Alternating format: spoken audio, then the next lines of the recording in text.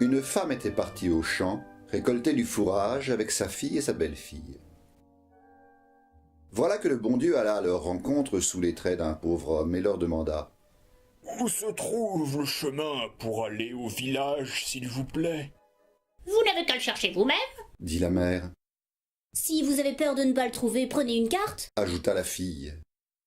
Mais la belle-fille répondit « Je vais te conduire, pauvre homme, viens avec moi. » Le bon Dieu, courroucé, se détourna de la mère et de la fille et les condamna à devenir noirs comme la nuit et laides comme les 7 péchés. En revanche, il fut plein de miséricorde pour la pauvre belle-fille. Il la suivit et, arrivé près du village, il lui donna sa bénédiction en lui disant « Fais 3 vœux, ils seront exaucés. » La jeune fille dit alors « J'aimerais être belle comme le soleil. » Et aussitôt, elle devint blanche et belle comme le jour. « Ensuite, j'aimerais avoir une bourse qui ne se vide jamais. » Le bon Dieu la lui donna en ajoutant « N'oublie pas le meilleur, ma fille. » En 3e, je souhaite le royaume éternel après ma mort. Le bon Dieu lui accorda cela aussi, puis il la quitta. Lorsque la mère fut rentrée avec sa fille et eut constaté qu'elles étaient toutes les deux laides et noires comme du charbon, alors que sa belle-fille était blanche et belle, son cœur s'endurcit. Et elle ne songea plus qu'au moyen de lui nuire. La belle-fille avait un frère nommé Réginald, qu'elle aimait beaucoup, et pour qui elle n'avait pas de secret. Le jeune homme fit un jour le portrait de sa sœur et le suspendit dans la pièce qu'il habitait au château, car il était cocher du roi. Il allait le contempler chaque jour en remerciant Dieu du bonheur qu'il avait accordé à sa sœur. Il se trouve que le roi au service duquel il était venait de perdre son épouse.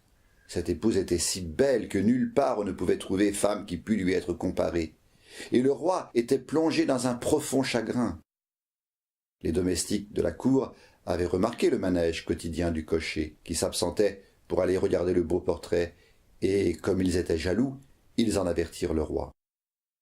Celui-ci se fit apporter le portrait, et lorsqu'il vit qu'il ressemblait en tout point à sa défunte épouse, à ceci près qu'il était encore plus beau, il en tomba éperdument amoureux, et demanda au cocher qui il représentait. Et quand le cocher lui eut répondu qu'il s'agissait de sa sœur, le roi décida de l'épouser, elle et personne d'autre. Il donna au frère un carrosse, des chevaux et de somptueux habits brodés d'or, et il envoya quérir la fiancée qu'il s'était choisie.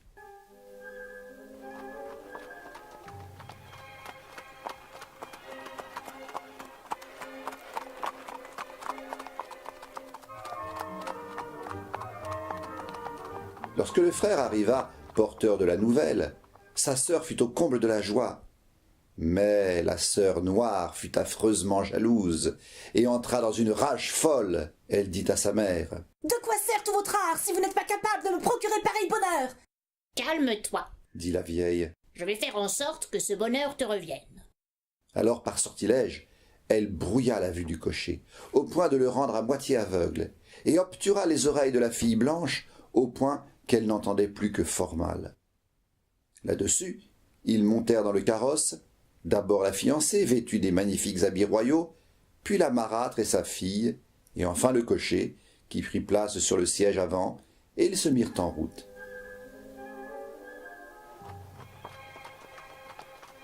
Après avoir cheminé un petit moment, le cocher cria « Petite sœur, abrite-toi! Que la pluie ne te mouille, la poussière ne te souille! Garde-toi belle pour le roi !» La fiancée demanda « Que dit mon frère chéri ?» Ah, s'écria la vieille.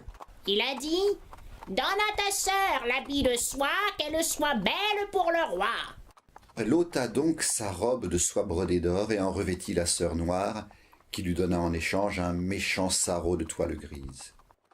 Elles continuèrent leur route et, au bout d'un moment, le frère cria à nouveau « Petite sœur, abrite-toi! Que la pluie ne te mouille, la poussière ne te souille! Garde-toi belle pour le roi !» La fiancée demanda « Que dit mon frère chéri ?» Ah, s'écria la vieille. il a dit « Donne à ta sœur ta jolie coiffe, qu'elle soit belle pour le roi. » Alors elle ôta sa coiffe d'or, la mit sur la tête de la sœur noire et demeura elle-même en cheveux. Ils poursuivirent leur route un moment, puis le frère cria de nouveau « Petite sœur, abrite-toi, que la pluie ne te mouille, la poussière ne te souille. Garde-toi belle pour le roi. » La fiancée demanda « Que dit mon frère chéri ?» Ah, il a dit, petite sœur, penche-toi et vois comme c'est joli autour de toi. Il passait juste à ce moment au-dessus d'une rivière profonde, et quand la fiancée se leva et se pencha par la portière pour voir, les deux femmes la poussèrent dehors. La jeune fille tomba dans l'eau et disparut. Mais à l'instant même, une canne d'un blanc de neige remonta à la surface et se mit à descendre le fleuve. Le frère ne s'aperçut de rien, tout occupé à mener la voiture. Arrivé à la cour, il conduisit au roi la jeune femme noire en lieu et place de sa sœur, et il croyait vraiment que c'était elle, car sa vue brouillée lui permettait tout juste de distinguer la robe d'or qui brillait.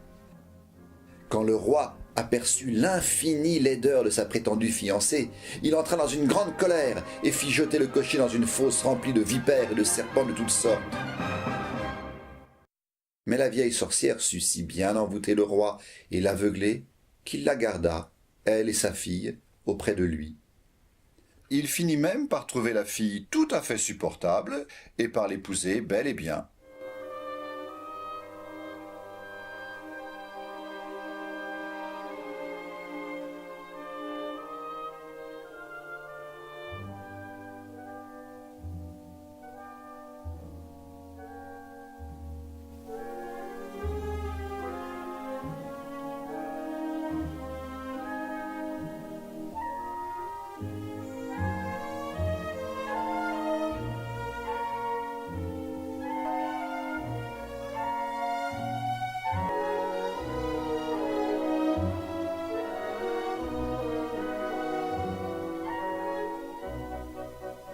Un soir que la noire épousée était assise sur les genoux du roi, une canne blanche entra dans la cuisine par la rigole de l'évier et dit au marmiton « Gamin, fais-moi du feu, que je me chauffe un peu. » Le garçon s'exécuta, il fit du feu dans la cheminée, et la canne vint s'installer devant, secoua ses plumes et les lissa avec son bec.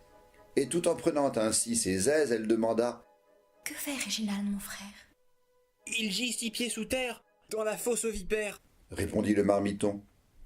Elle demanda encore « Que fait la sorcière noire dans la maison ?»« Contre son sein, le roi la tient. » Le bon Dieu ait pitié des siens. » dit la canne en s'en retournant par la rigole. Elle revint le soir suivant et reposa les mêmes questions, et il en fut de même le 3e soir. C'en fut plus que le marmiton n'en pouvait supporter. Il alla trouver le roi et lui raconta tout. Le roi se rendit dans la cuisine le soir suivant, et quand la canne passa la tête par la rigole, il saisit son épée et lui coupa le cou. Aussitôt, elle se métamorphosa en la plus belle des jeunes filles, ressemblant en tout point au portrait que son frère avait fait d'elle. Le roi était fou de joie, et comme elle était toute mouillée, il lui fit apporter des habits magnifiques, et lorsqu'elle les eut revêtus, elle lui raconta comment elle avait été trompée et précipitée dans le fleuve. Son premier désir fut qu'on aille retirer son frère de la fosse au serpent, ce qui fut fait. Puis le roi se rendit dans la chambre où se tenait la vieille sorcière, et lui demanda ce que méritait celle qui aurait agi de telle et telle manière, et disant cela, il lui faisait le récit exact de tout ce qui s'était passé. Mais elle était si aveuglée qu'elle ne se douta de rien, et répondit Une telle personne mérite qu'on la déshabille, qu'on l'enferme dans un tonneau garni de clous à l'intérieur, qu'on attelle un cheval au tonneau et qu'on l'envoie galoper à travers le monde entier. C'est ce qui lui arriva, à elle et à sa fille toute noire. Quant au roi, il épousa la belle fiancée et récompensa le frère de sa loyauté en faisant de lui un homme riche et respecté.